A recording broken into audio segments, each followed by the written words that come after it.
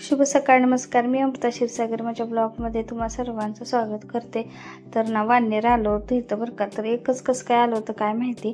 तर अनुला पण दाखवत होतं आणि थोडंसं शूट घेतलं आणि सकाळी ना इथं बटाट्याची भाजी बनवली होती सुकी.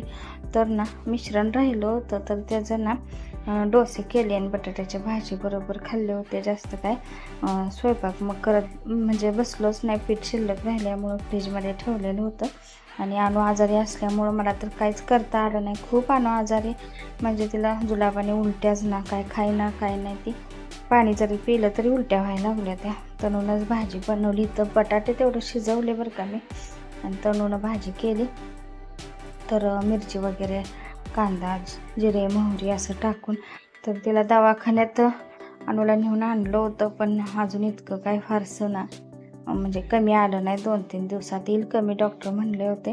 तर भाजी तयार झाल्यानंतर डायरेक्ट संध्याकाळीच व्हिडिओ शूट केला बरं का. बस ना थांब जरा. लसूण जिरे आणखीन नाही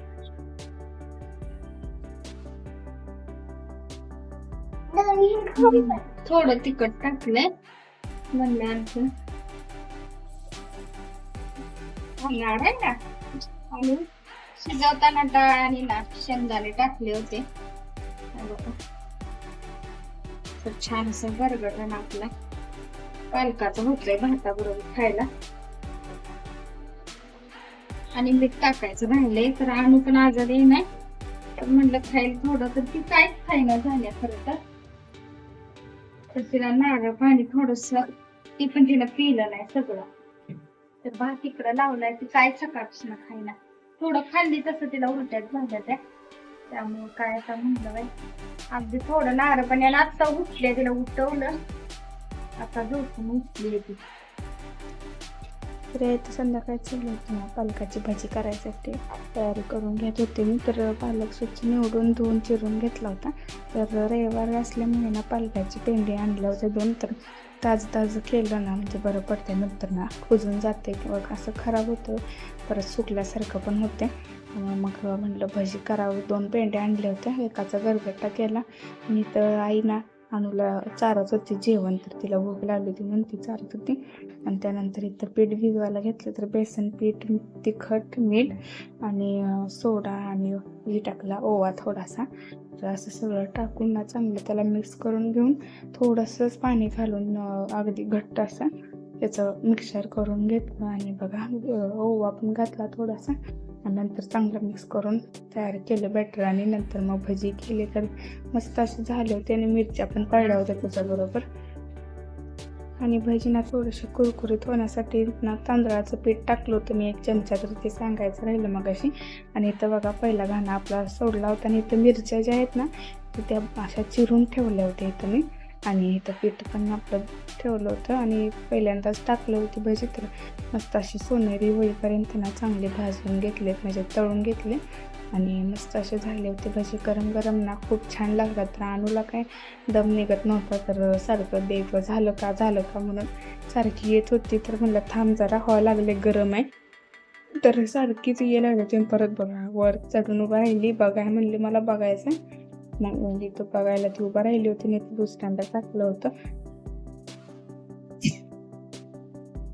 आणि आता जेवण गेलं थोडस पण आणून काही जास्त खायनं झाले तब्येत ठीक नसल्यामुळे. पण तिला औषध वगैरे द्यायचे त्यामुळे जबरदस्तीनं थोडासा अगदी 2 घास भात खाल्ला. आणि चपातीची पण 2 घास खाल्ली. आणि तर पालक वगैरे ना भरपूर आणला होता त्यामुळे पालकाचा गरगटा पण केला. आणि म्हणलं जाऊ दे ते भाज्या जास्त पण असल्यावर नको होऊन जाते. म्हणजे संपल्या तर बरं वाटतंय का नाही. पालेभाज्या म्हणजे तर भरपूर झाल्यात पालेभाज्या. तांदळाची पण आणली शेपूची नंतर पालकाची पण.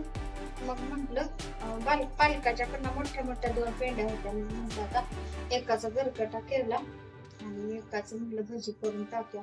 काय ते जास्त दिवस पण ठेवायचं म्हणजे ना भाज्या खराब होऊन जाते. त्या पाणी मारलेले तर आणि म्हणजे असते पण तरी पण आणि पोच येतच म्हणजे खराब.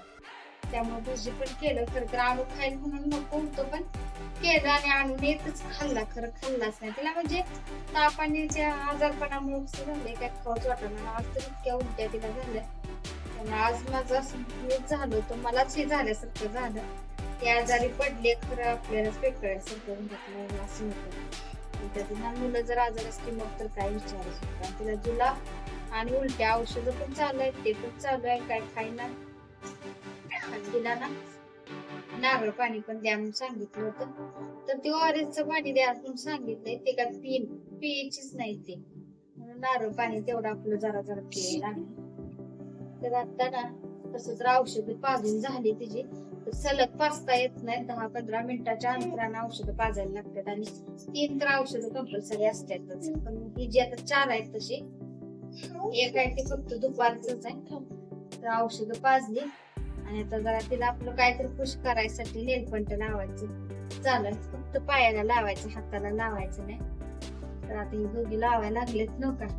मी आपलं बसली, आत्ताच आवडलं भांडी वगैरे घासून आणि आता मी बसली इथं दमल्यासारखं होतंय नुसतं. आणून आज लई झोपली पण आणि तेवढंच तिला पण लई त्रास झाला उलट्या आणि ह्याच्यामुळं. आता थोडीशी आहे बरं, थोडस खाल्लंय तरी पण तिला जुलाब झालेच खाल्लं. आता कसं होतंय का म्हणून औषधाचा डोस कम्प्लीट करा म्हणून सांगितलं डॉक्टरांनी. म्हणजे कालच म्हणले होते होतील तिला औषध आहे तरी पण होतील म्हणून सांगितलं उलट्या. आता बघू आता कधी कमी येते तिला आपलं काहीतरी नादी लावायचं आता.